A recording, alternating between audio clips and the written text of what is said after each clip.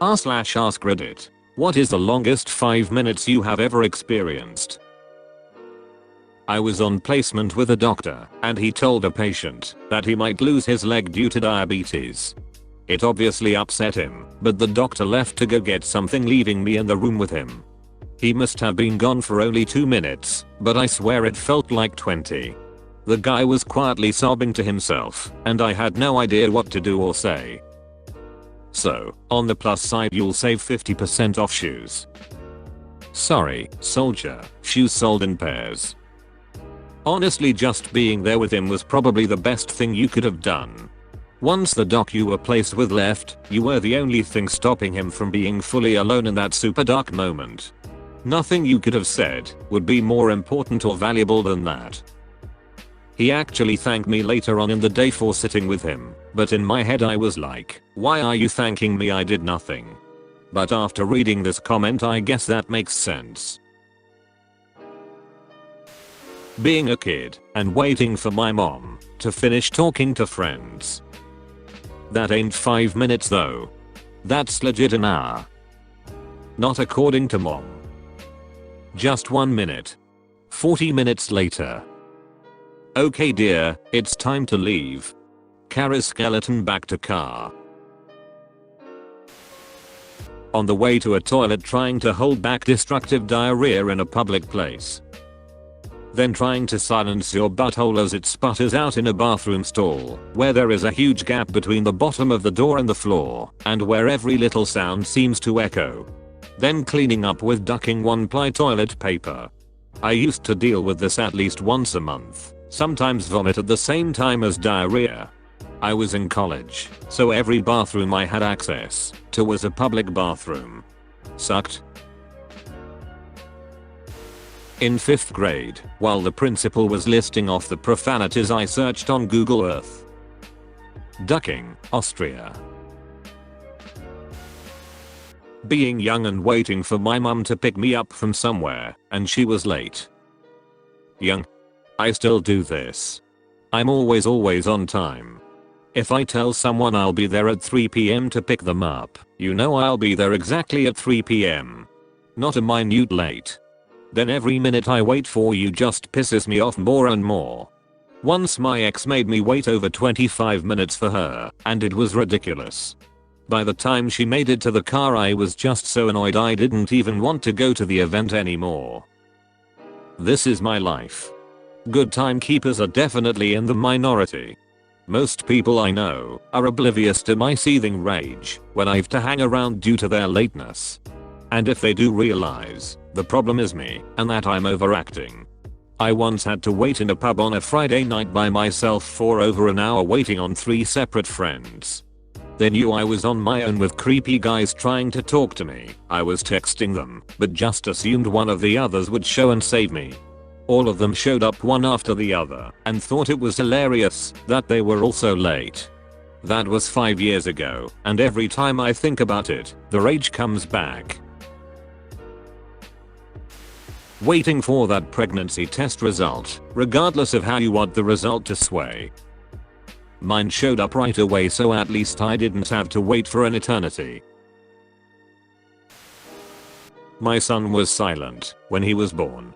The doctor gave me a serious look, handed me the scissors to cut the umbilical cord, and then rushed my son to a table on the other side of the room. I moved to the head of the bed to tell my wife what a great job she did. I honestly have no idea how long it took to hear him cry, but those seconds/minutes were the longest year of my life. He turned 20 last month. Same here. 6 minutes to make a noise. 11 to full-on normal crying. The NICU staff was there ready to take him, but ultimately decided not to, since it was just a slow start and not any actual problem. We say he was oversleeping and pressed snooze a few too many times and missed his bus, which I'm known to do. My first daughter let out 3 quick but loud cries, then opened her eyes and began looking around. So when my second daughter was born, that was kind of the baseline for what I was expecting.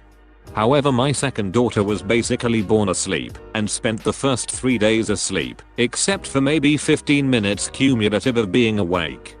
She was asleep for every feeding, which I had to do with a syringe. They kept her in the hospital longer to do extra tests, but by about day 4, she started to stay awake for longer and longer. She just passed the 4-month mark and now we begged her to sleep. I did a bungee jump off the Verzaska Dam in Ticino, Switzerland. It's famous for being in the opening scene of GoldenEye.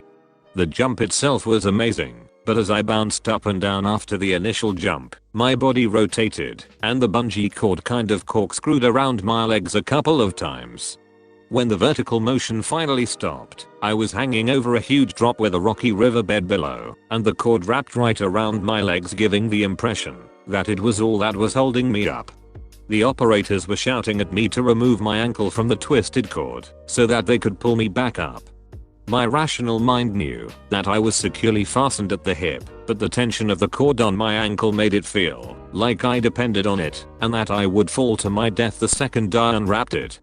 I was physically unable to unwrap my ankle for a full 5 minutes while the guys shouted down from the top of the dam.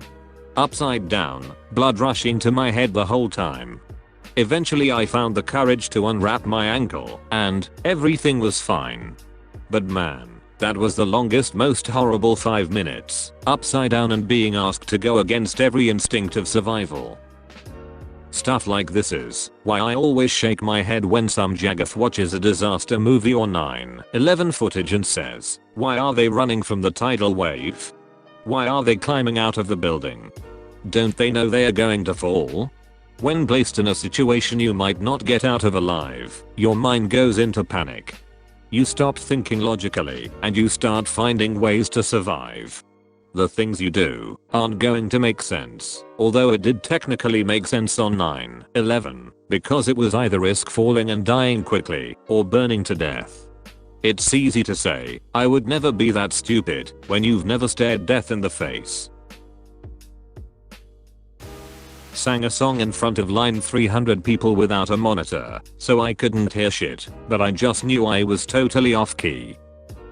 Stick in an earplug before you go out. Get a flesh colored one, so it's not obvious. In a pinch, just put your finger in your ear.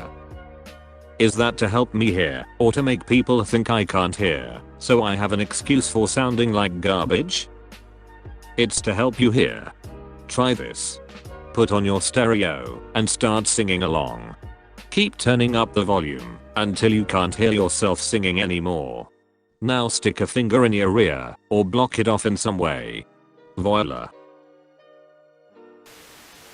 I recently had a very frightening sleep paralysis. It probably just lasted for a few minutes, but it felt like ages. 6 months ago, anesthesia ended too soon, while the surgeon was still stitching up my knee after realigning my patella. There were still 3 stitches to go. I still can't decide what was the worst pain, the tourniquet on the top of my thigh or the stitches. When I was a kid, my mom told me to wait online at the supermarket, and then she went to go get some more things. The person who was at the cashier had just paid, and the lady in front of me began unloading her, not heavily packed, shopping cart. She had almost finished loading, and was about ready to pay when my mother finally reappeared.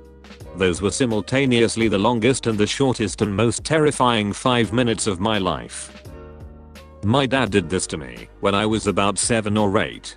The cashier ended up scanning everything before my dad came back, and I just remember bursting into tears when she told me the total price. As a cashier, I always tried to scan as slowly as possible if I was getting to the last few items and just the kid was there. Like, oh, the bags could use a restock before this bread goes in, and crap, am I out of receipt paper? I remember being that kid, and it was the worst. That's so empathetic of you. Thanks for doing that. Loading screens in games back when I had a laptop. I have so many Sims 4 loading screen tooltips memorized. Whims are things your Sims want to do, but you don't have to. I'm a police dispatch officer, and I had a 6-year-old girl call in on the emergency number, and the first thing she said was, "There are men here, and they are hurting daddy." The time it took for the first unit to arrive at the scene was the longest minutes in my life. We were lucky we had units nearby. Oh man, this brings back a ducked up memory. I once lived in a not so great part of town near my college. It was the night before my last set of finals sophomore year, and I had just finished studying my ass off for 2 days straight, and was getting ready for what I thought would be a solid night of sleep. I wake up to a man yelling, and a woman crying hysterically. I look out my window, I was on the 3rd floor, and see this man standing in the middle of the street, weirdly lit by the street light, and a sobbing woman runs after him, and tries to grab him. He proceeds to backhand her, she falls down, and he yells at her.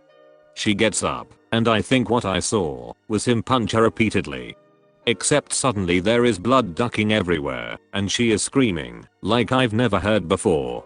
My hands went numb when I tried to call police, and as I get an operator on the line, this woman is trying to drag herself away, while this guy is kicking her, and has a ducking steak knife in his hands.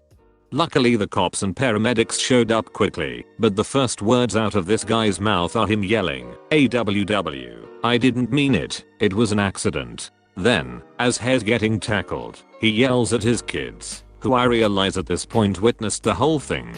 Which of y'all little bitches called the cops? You know I didn't mean it. They couldn't have been older than 5 or 6. LMAO, watching my crush walk away after I told her how I felt. Then she came back about 5 minutes later and just quietly told me she didn't want to speak with me anymore. It hurts a little less when you start your sentence with LMAO. Press F to pay respect. I used to be a firefighter. My kid is still in there. He wasn't. He was hiding in the bushes next door, a bit frightened, but completely fine. I think that took a few years off my life. I learned from a firefighter that your family should agree on a meeting point in case of a house fire. So many times they come to a fire, someone screams that there's someone inside, but they turn out to be on the other side of the house or something. Oh god. This story still gives me shivers. When my son was 3, our neighbors were getting renovations done, so there were big noisy trucks everywhere. I was getting ready for work and popped into the laundry adjacent to the lunch room, where my son was watching TV, to iron a shirt for work.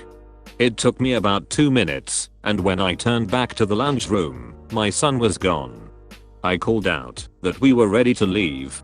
No answer. I look in the pantry. No answer. I start calling louder and louder. No answer. Looked out in the driveway. No answer. Backyard. Not there. By this time I was kinda starting to freak out. I ran upstairs and stuck my head into all of the bedrooms, calling his name. Nothing. Ran back up to the front of the house, up the driveway, down next door's driveway to see if he was watching the trucks. Still nothing. Completely freaking out now. I didn't know whether to ring the police to report him missing, keep looking, or ask the neighbors for help. There had very recently been a very high-profile kidnapping of a young boy only a few months older than my son. I was a mess. I had literally looked everywhere he could have been. After what felt like an hour, I started to run back upstairs, and he was just there, at the top of the stairs. I collapsed onto the stairs, hugging him and crying. He was just bewildered, the poor little thing. Turns out he had gone out onto my bedroom balcony upstairs to watch the trucks next door. Because the balcony extended out a little past the door, I couldn't see him when I looked through the room, as he was hidden behind the exterior wall. He couldn't hear me calling because of the trucks. When I looked back at my watch, it had been 4 to 5 minutes since I first noticed him missing. It felt like hours. I cried so many times that day and the following week when I remembered what that had felt like for 5 measly minutes when another mum nearby had been experiencing that same feeling for, at that stage, weeks and weeks. This happened 4 years ago, and the other child has never been found. the time between a guy who was acting weird and kept approaching me while I was mowing my lawn, who then hid and was watching me from my neighbor's lawn, to when the cops arrested him. I went inside to call them via my back door. Front was locked and he followed me and started knocking and scratching against it. I went from hiding on the ground against my back door so he couldn't see me to locked in my upstairs bathroom with a bat by the end of it all. 5 minutes seems like forever when you're terrified. Driving to the hospital with my appendix on the brink of exploding. I was screaming in pain when I got to the hospital and they pumped me full of morphine to shut me the hell up. I will never forget the feeling of the morphine coursing through my veins. Just pure bliss and immediate relief. It was on that day I learned why heroin completely destroys lives. On the contrary, my appendix burst in hospital about 5 minutes after we'd arrived. Felt almost no pain until it happened, maybe a dull ache. They had me on morphine in about 3 minutes flat and kept me on it for 2 weeks. That was by far the worst pain I've ever felt in my life, but morphine made it bearable, and after 2 weeks I really didn't have any symptoms of withdrawal or desire to continue with it. Went home with extra strength Tylenol and pretty much had to stay in bed for another couple weeks. See, this is why I fear medical opiate use. Or just casual heroin use.